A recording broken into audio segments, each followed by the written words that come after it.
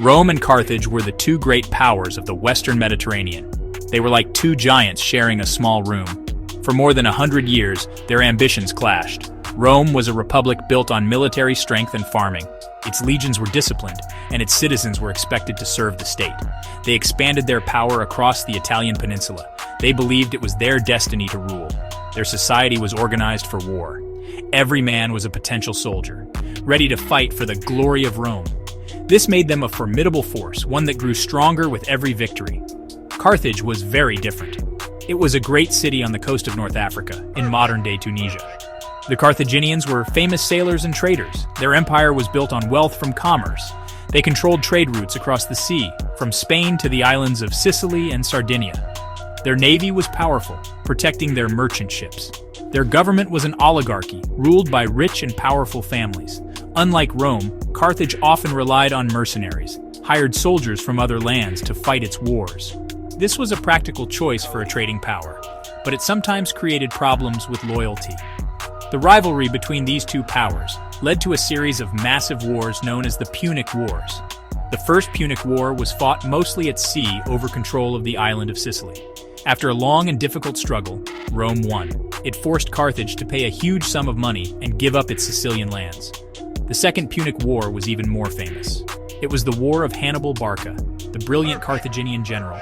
He marched his army, including elephants, over the Alps and into Italy. He defeated Roman armies again and again, but could not capture the city of Rome itself. Eventually, Rome took the fight back to Africa. The Roman general Scipio Africanus defeated Hannibal at the Battle of Zama. This victory ended the Second War. Carthage lost its empire. Its navy was reduced to almost nothing, and it had to pay another enormous indemnity to Rome. It was also forbidden from waging war without Rome's permission. For 50 years, a fragile peace existed. But in Rome, the memory of Hannibal's invasion was strong. Many Romans feared that Carthage could rise again. This fear, this deep-seated hatred, would eventually lead to the final, brutal confrontation between the two old rivals. After the Second Punic War, Carthage was humbled but not destroyed. The city was no longer a military threat to Rome. It focused on what it did best: trade. Over the next 50 years, Carthage became incredibly wealthy again. Its fields were fertile, and its port was busy with ships from all over the Mediterranean. Roman merchants saw this prosperity and grew jealous. More importantly, some Roman politicians saw this recovery as a potential danger. They remembered how close Hannibal had come to destroying Rome. They worried that a rich Carthage could one day afford to build a new army and a new navy. One of the most powerful voices against Carthage was a respected Roman senator named Cato the Elder. Cato was a stern and traditional Roman. He had fought in the Second Punic War and held a deep distrust of Carthage. He visited the city as part of a Roman delegation and was shocked by its wealth and vitality. He saw a city that was thriving, not suffering. From that moment on, he became convinced that Rome would never be safe as long as Carthage existed. He began to end every speech he gave in the Roman Senate, no matter the topic, with the same chilling words, Carthago delenda est, which means Carthage must be destroyed. Cato's relentless campaign slowly turned Roman opinion against Carthage. He played on their fears and their greed. He argued that Carthage was not just a potential threat, but also a rival that was taking business away from Rome. The peace treaty after the Second Punic War had put Carthage in a difficult position.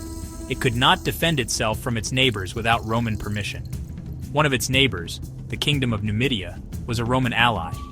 The Numidian king, Massinissa, knew he could attack Carthaginian territory without fear of retaliation, because Carthage was bound by the treaty. The breaking point came around 150 BC. After years of suffering raids from Numidia, Carthage finally decided to fight back. It raised an army to defend its borders against Massinnissa's forces. From a Carthaginian perspective, this was a defensive act, a desperate measure to protect their land. But in Rome, it was seen as a direct violation of the peace treaty. This was the excuse Cato and his supporters had been waiting for. They argued that Carthage had broken its promise and was once again a threat to Rome. The Senate agreed. The decision was made. Rome would declare war. This time, the goal was not just victory, but total annihilation. In the years leading up to the final war, Carthage was a magnificent city. It was one of the largest and wealthiest cities in the ancient world. Located on a peninsula with excellent harbors, it was perfectly positioned for sea trade. The city itself was a marvel of engineering and architecture.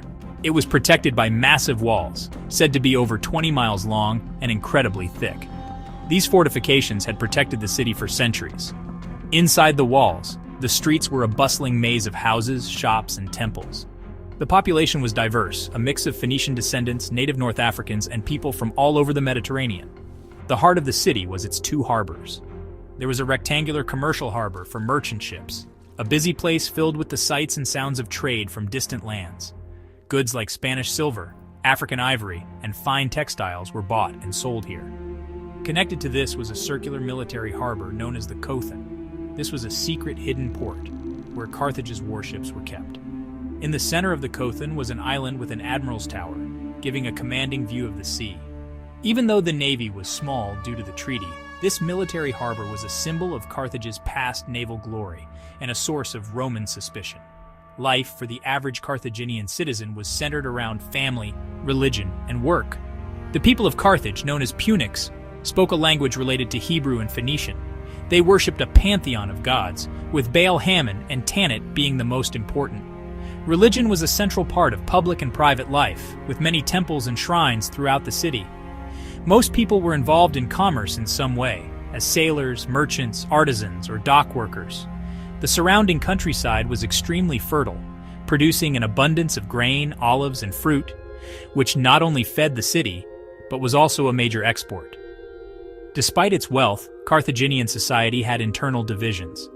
It was ruled by a small number of very rich families who controlled the government and the economy.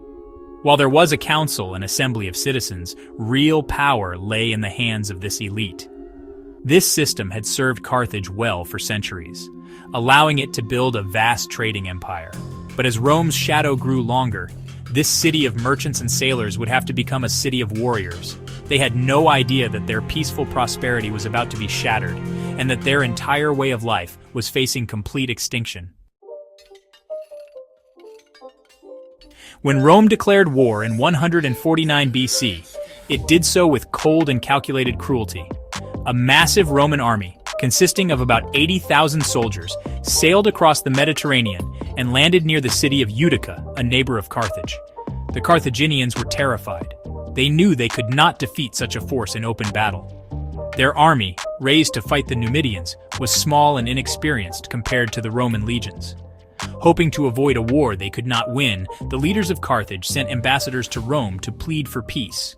They offered to accept Rome's judgment and do whatever was necessary to avoid destruction. The Romans, however, had no intention of being merciful. They decided to disarm Carthage before revealing their true intentions. The Roman consuls in charge of the army met with the Carthaginian envoys. They first demanded that Carthage hand over 300 children from its noblest families as hostages. This was a painful and humiliating demand, but the Carthaginians complied, hoping it would satisfy Rome. The children were sent away, their parents weeping as they departed. The Romans then made their next demand. Carthage must surrender all of its weapons and war machines. All swords, shields, catapults, and ships were to be given to the Romans.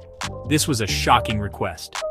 To give up all means of defense was to place the city's fate entirely in Roman hands. Still, desperate to avoid war, the Carthaginian leaders agreed.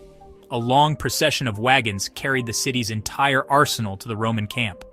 Thousands of sets of armor and catapults were handed over. The small Carthaginian navy sailed from its harbor and was surrendered to the Romans. The city was now completely defenseless. The people of Carthage believed they had done everything asked of them. They had given up their children and their arms. Surely, they thought, Rome would now leave them in peace. It was only then, after Carthage was completely disarmed, that the Romans revealed their final, terrible demand. The consuls gathered the Carthaginian envoys and told them the Senate's ultimate decree. The city of Carthage itself had to be abandoned. Its people were ordered to move at least 10 miles inland, away from the sea. For a city of sailors and merchants whose entire existence was tied to its harbor and maritime trade, this was not a demand. It was a death sentence. It was a command to destroy their own way of life, their history, and their identity. The Romans had pushed them too far. There was nothing left to do but fight. The news of Rome's final ultimatum struck Carthage like a thunderbolt. When the envoys returned and announced that the city must be abandoned, the initial shock turned into pure rage. The people felt betrayed and tricked. The mood in the city shifted instantly from despair to furious defiance. The citizens killed the leaders who had advocated for peace with Rome and freed the city's slaves to help in the coming fight. The gates of Carthage were closed, and the entire population mobilized for war. They had no weapons, but they had determination. The siege of Carthage had begun, and it would become one of the most desperate struggles in ancient history. The city turned itself into a giant workshop. Every temple, public square, and large building was converted into a factory for making weapons. The people worked day and night. Metals from statues and pots were melted down to forge swords and spearheads. Timber from buildings was used to construct new catapults and siege engines. In a remarkable effort, the women of Carthage cut off their long hair to be braided into ropes for the catapults. Every day, the city's new factories produced hundreds of swords, shields, and javelins. In just 2 months, the defenseless city had managed to rearm itself through sheer will and ingenuity. The initial Roman attacks were poorly organized. The Roman commanders, Lucius Marcius Censorinus and Manius Manilius, had assumed the city would surrender without a fight. They were surprised by the fierce resistance. Their first assaults on the massive city walls were beaten back with heavy losses. The Carthaginians, fighting for their homes and families, showed incredible bravery. They used their newly made weapons effectively and repaired the walls under fire. The Romans were not prepared for a long siege. Their camp was poorly situated, and disease began to spread among their soldiers during the hot summer months. For 2 years, the siege dragged on. The Romans made little progress.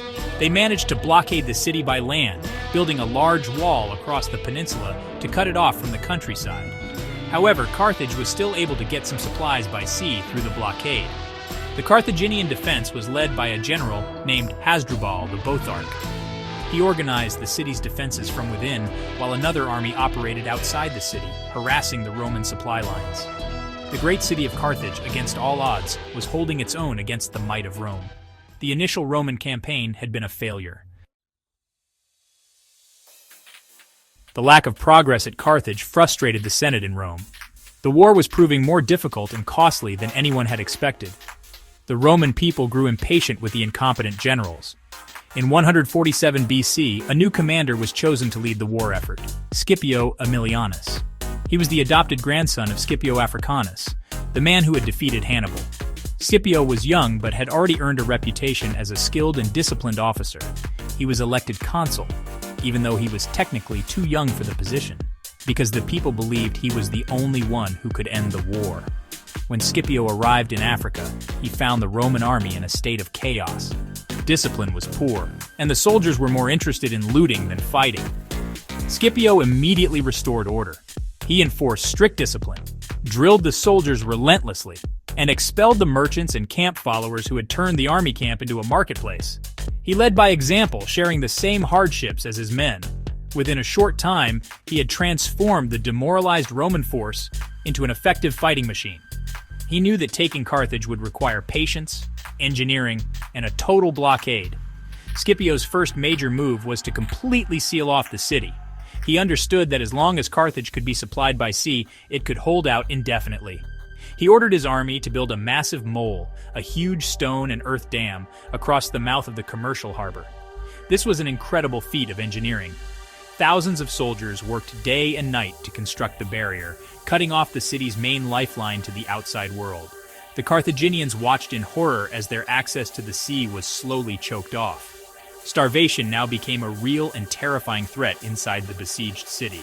In a final desperate act of defiance, the Carthaginians performed another miracle of engineering. While Scipio was building his mole, they secretly dug a new channel from their circular military harbor out to the sea. They also secretly built a small fleet of 50 ships inside the Kothon, using whatever wood they could find. One day, the Romans were stunned to see a new Carthaginian fleet sail out of this new channel to challenge their blockade. However, the attack was not well coordinated. After a brief battle, the Carthaginian ships were forced to retreat. Scipio's noose was tightening. The city was now completely isolated, and its people began to starve. By the spring of 146 BC, the situation inside Carthage was desperate. After months of total blockade, starvation and disease were rampant. The city's population had been greatly reduced, and the survivors were weak. Scipio Aemilianus knew that the time had come for the final assault. He chose to attack the city from its weakest point, the harbor district. His legions stormed the commercial harbor and fought their way into the lower city, but the fight was far from over.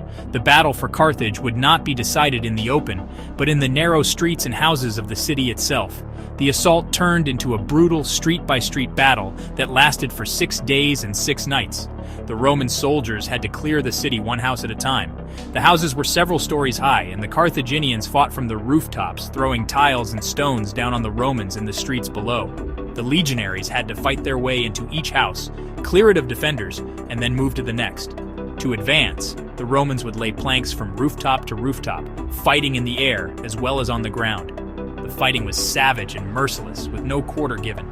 Scipio ordered his men to burn the houses behind them as they advanced to prevent attacks from the rear. The fires spread, and soon large parts of the city were engulfed in flames.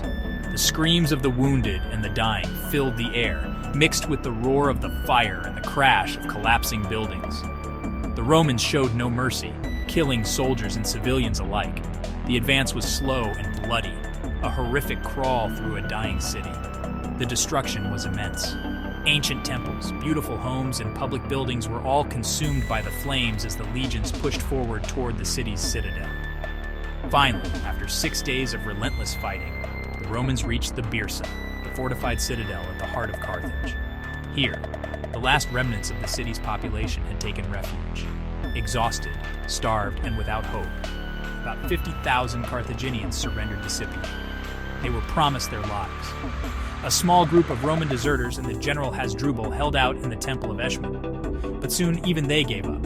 Hasdrubal surrendered to Scipio, but his wife, disgusted by his cowardice, reportedly cursed him before throwing herself and her children into the flames of the burning temple.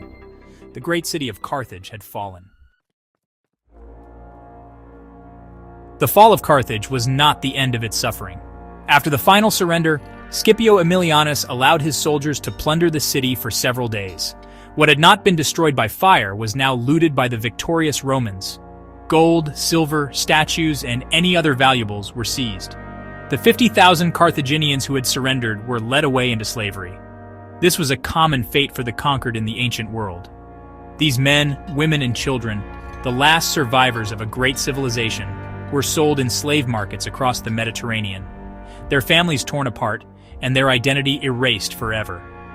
After the city had been stripped of its wealth and its people, Scipio carried out the final orders of the Roman Senate. Carthage was to be completely obliterated. Roman engineers and demolition crews worked for 10 days to systematically tear down what was left of the city. The great walls, the temples, the harbors, and the houses were all reduced to rubble. The goal was to wipe Carthage from the face of the earth, to ensure that it could never be rebuilt and never again challenge the power of Rome. The destruction was methodical and absolute. There is a famous story that the Romans then plowed over the site of the city and sowed it with salt to make the land barren and cursed forever.